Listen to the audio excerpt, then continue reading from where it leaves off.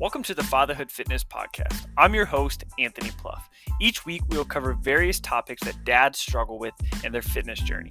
I'll give you actionable steps that you can apply right away, not only to take back control of your own health, but so you're able to be a better example for your kids too.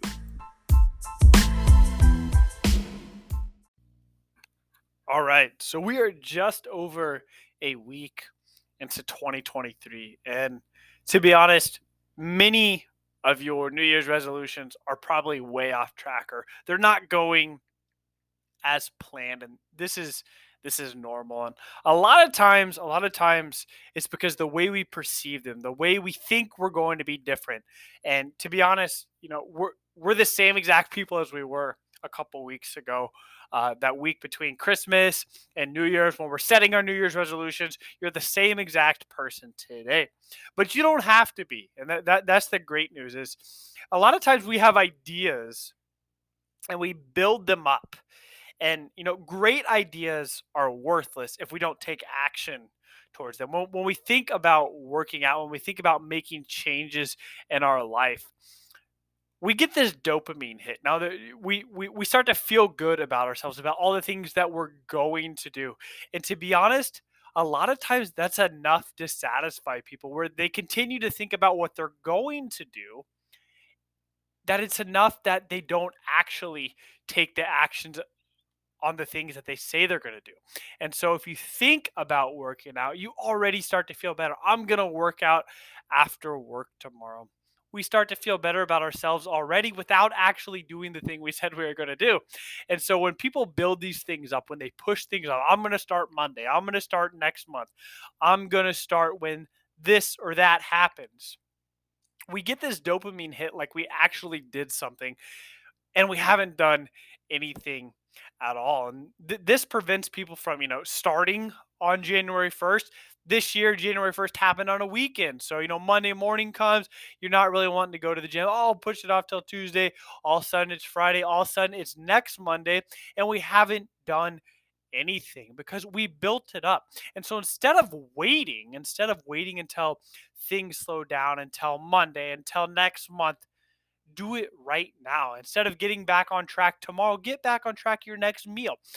Start working out tonight. It doesn't have to be an hour, it could be 10 minutes, but start doing something. When people push things off, it it creates a cycle. It creates a cycle of waiting until later. And to be honest, you're never going to find a perfect time. It's not that you don't have time, it's that you're not making it a priority. And if you keep building things up in our head, a lot of times things are better in our head because we don't have to do the work. We can get a small dopamine hit from just thinking about making changes. And so if we don't have to do the work, why would we? But that's why people push things off, and that's why you're not where you want to be right now. That's why you've been telling yourself for the past 10 years you're going to get in shape. And it sounds silly. It sounds silly. But pushing something off till Monday leads to pushing it off till next month, leads to pushing it off until next year. And all of a sudden, we're 2, 3, 5, 10 years down the road, and we haven't made any action at all. And your action doesn't need to be huge, right? You can work out for 5 minutes. 5 minutes is better than no minutes. Right now, you're working out 0 minutes. You work out for 5 minutes today. You do that again tomorrow. You do that again the next day. All of a sudden, you're at 15, 20, 30 minutes in a week. Next week, shoot for 45 minutes. The week after, go for an hour or two. Like I said, it doesn't have to be big. 5, 10 minutes here or there. If you have to break it up, maybe you really are busy.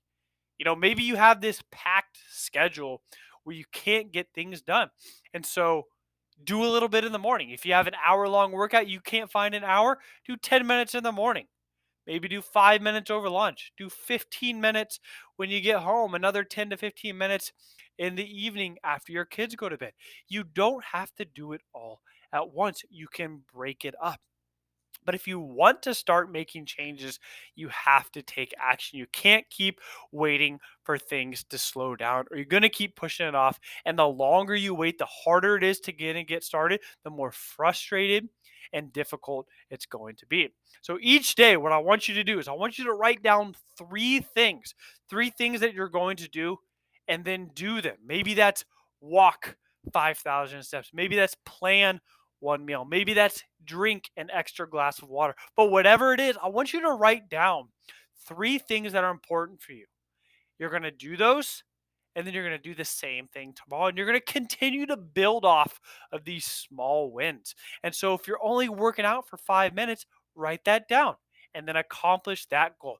You get a dopamine hit just by thinking about things, but get a dopamine hit by actually doing something. Those small things that you do, that list that you keep checking off each day, is what's going to help get you to where you want to be. So if you're not sure where to start, if you haven't started yet, it's only the 9th. Somebody I was talking to the other day said, well, I'm probably going to wait until February because the month is almost over.